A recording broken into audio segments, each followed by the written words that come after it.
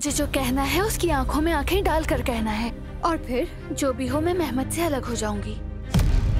मगर अब जो हालात हैं उनमें ये सब कहने का कोई फायदा नहीं है। मगर उसकी जिम्मेदार मैं नहीं हूँ। अगर तुमने उस लड़के को छोड़ा तो समझ लेना तुम्हारी माँ भी मर गई। मेरी जिंदगी में पहली बार। चचा जान के कहने का मतलब ये है कि तुम अब यहीं रहोगे उमर? हाँ कहो बेटा। अम्मी अब ठीक कह रही थी, यही रुका है उमर। तुम तो बस अपने काम पर ध्यान, बाकी मैं संभाल लूंगी। ओजान बेटा ये ऐनक अपने बाबा को दे आओ। तुम जानते हो ना तुम्हें क्या करना है। काम हो जाएगा मैडम। सर ये आपके लिए, मेरे लिए।